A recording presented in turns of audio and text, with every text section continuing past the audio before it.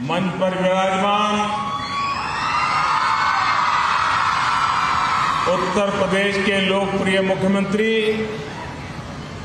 श्रीमान योगी आदित्यनाथ जी,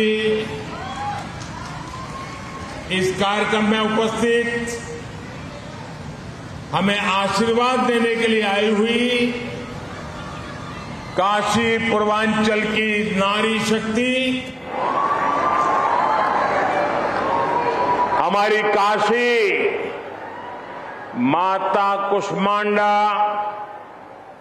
माता श्रृंगार गौरी, माता अन्नपूर्णा और मां गंगा की पावन नगरी है।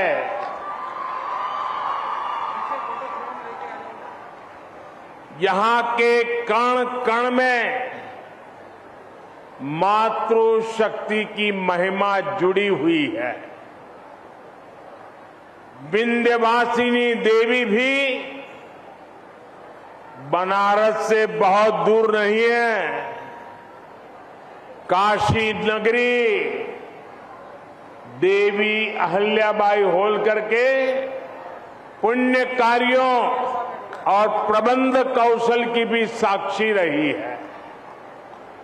इसलिए संसद में नारी शक्ति वंदन अधिनियम जैसा ऐतिहासिक कानून पास होने के बाद सबसे पहले काशी में आप सबके आशीर्वाद लेने आया हूं और ये मेरा सौभाग्य है कि इतनी बड़ी तादाद में आप हमें आशीर्वाद दे रहे हैं। संयोग से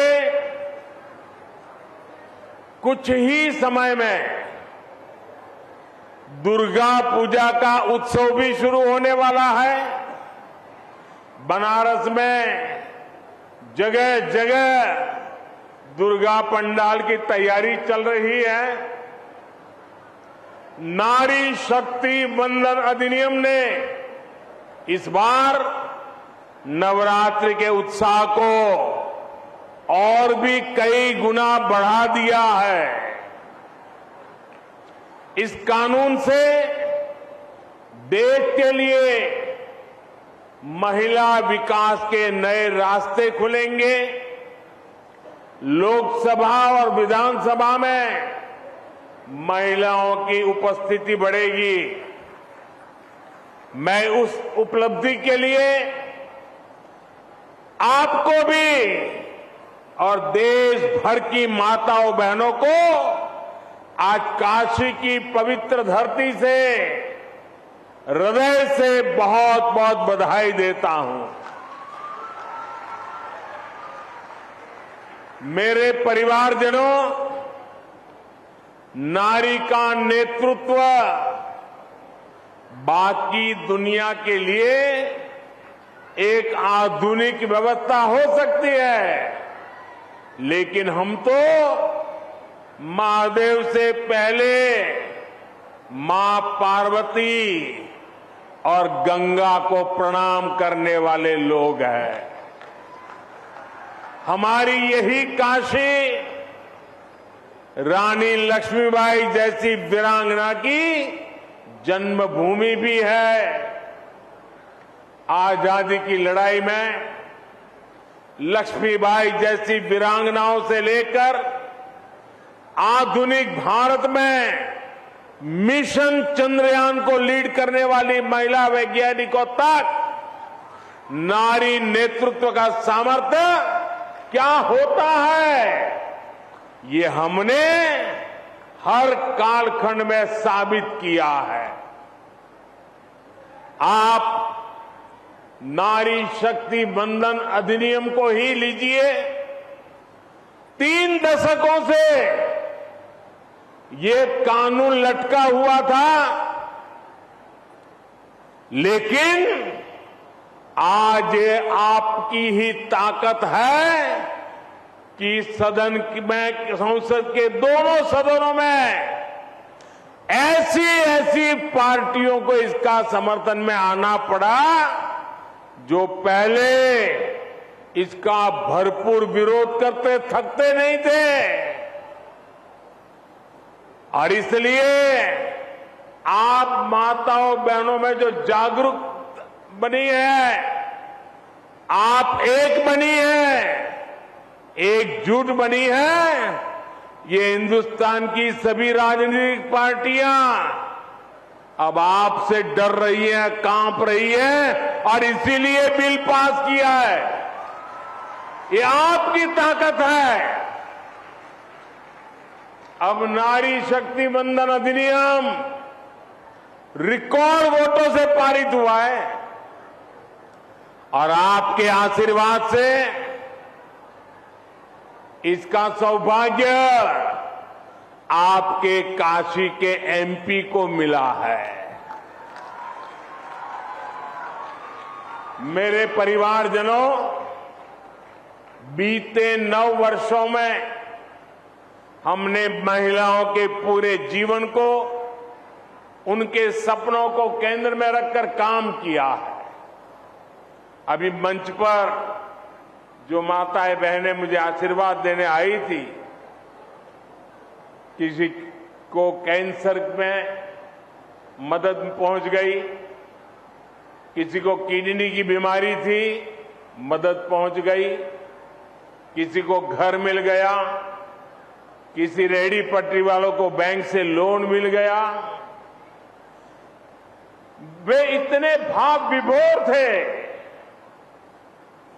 कि माताओं बहनों के लिए जो काम हो रहा है वो देश की शक्ति बढ़ा रहा है। बनारस में 2,30,000 से ज्यादा महिलाओं को 2,30,000 से ज्यादा उज्ज्वला योजना का लाभ मिला है। उज्ज्वला योजना की लाभार्थी महिलाओं को अब प्रति सिलेंडर सरकार से 400 रुपये की सब्सिडी भी मिल रही है। भाजपा सरकार के दौरान यहां बनारस में पीएम आवास योजना के तहत 75,000 पक्के घर बना के गरीबों को दिए गए हैं। इनमें से ज्यादातर घर आप हमारी महिलाओं, माताओं, बहनों के नाम पर है। आप भी जानती हैं कि हमारे यहां महिलाओं के नाम संपत्ति रखने की परंपरा कम ही रही है। गाड़ी खरीदनी हो तो पुरुष के नाम, जमीन खरीदनी हो तो पुरुष के नाम, दुकान खरीदनी हो तो पुरुष का नाम, घर खरीदना हो पुरुष का नाम। हमारे यहां यही चला करता था, लेकिन मोदी ने आकर देश की माताओं, बहनों, बेटियों के नाम संपत्ति की परंपरा शुरू की है।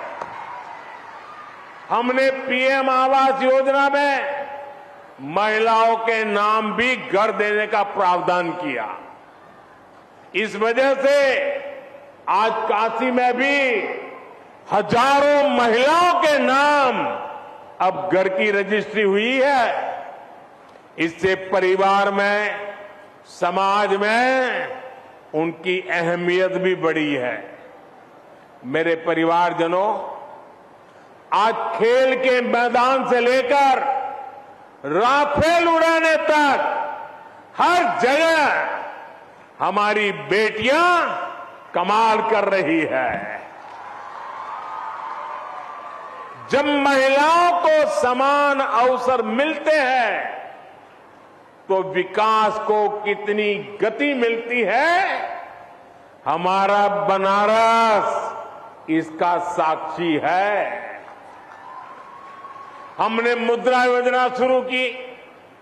बनारस में हजारों महिलाओं को मुद्रा योजना से लाभ मिला। यहां हैंडीक्राफ्ट का काम हो सिल्क की कारीगरी हो या आचार बनाने जैसे गृह उद्योग हो, महिलाएं बड़ी संख्या में इनसे जुड़ी है। मुद्रा योजना के सहयोग से इन उद्योगों को नई ताकत मिली है। कितने ही छोटे बड़े उद्योगों जो बंद होने की कगार पर थे, आज उनके प्रोडक्ट देश दुनिया के बाजार में पहुंच रहे हैं।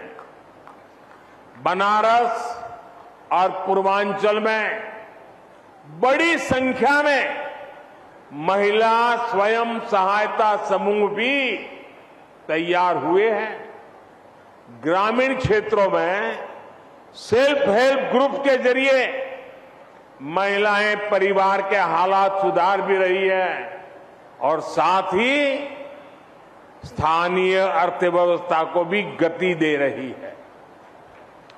बैंक सखी, कृषि सखी, पशु सखी की भी एक बड़ी संख्या तैयार हुई है। इन महिलाओं ने अपने इलाकों में एक नई पहचान बनाई है। लोगों को पता है कि कोई समस्या है, कोई जानकारी चाहिए तो ये महिलाएं रास्ता दिखाएगी। स्वनिधि योजना का लाभ भी कई महिलाओं को मिला है। बनारस में पर्यटन से रोजगार मिलता है, उसमें महिलाओं की भागीदारी बहुत ज्यादा बढ़ रही है। मैं चाहता हूं टूरिस्ट गाइड जैसी भूमिकाओं के लिए भी हम बनारस में महिलाओं को आगे लाएं, उन्हें ट्रेनिंग दें ताकि बाहर से जो यात्री आए उनको बिहार बनारस की एक एक चीज की जानकारी दें। इससे महिला टूरिस्ट को आसानी होगी, महिला टूरिस्टों की आने की संख्या बढ़ेगी और बनारस की बहनों को रोजगार मिलेगा। मेरे परिवारजनों, नारी शक्ति वंदन अधिनियम एक व्यापक विजन वाला कानून है। इस कानून की ताकत तब बढ़ेगी जब समाज से लेकर परिवार तक हर स्तर पर महिलाओं के लिए आगे बढ़ने के अवसर भी बढ़ेंगे। हमें ऐसा समाज तैयार करना है जिसमें नारी को आगे बढ़ने के लिए किसी के सहयोग की भी जरूरत न पड़े। इसके लिए कानूनी प्रयास भी जरूरी है और सांस्कृतिक मूल्यों को भी मजबूत करना जरूरी है। इसलिए इस कानून का नाम नारी शक्ति वंदन अधिनियम, नारी शक्ति वंदन अधिनियम रखा गया है। हालांकि कुछ लोगों को इसमें भी वंदन शब्द से परेशानी है। अब माताओं बहनों को वंदन नहीं करेंगे तो क्या करेंगे जी? ये लोग नहीं समझ पाते कि नारी के वंदन का, उसके सम्मान का अर्थ क्या है। लेकिन हमें इस तरह की नकारात्मक सोच से बचते हुए अपने लक्ष्य पर फोकस करना है। मुझे विश्वास है हमारी माताओं बहनों के आशीर्वाद से देश अमृत काल में इसी तरह आगे बढ़ता रहेगा, बड़े निर्णय लेता रहेगा। आप इतनी बड़ी तादाद में आए, हमें आशीर्वाद दिए और मैं तो हमेशा कहता हूं कि माताओं बहनों की शक्ति ये मेरा बहुत बड़ा सुरक्षा कवच है। आपके आशीर्वाद यही मेरी सबसे बड़ी ऊर्जा है। मैं फिर एक बार आप सबका बहुत बहुत धन्यवाद करता हूं। नमः पार्वती पते हर हर महादेव। बहुत बहुत धन्यवाद।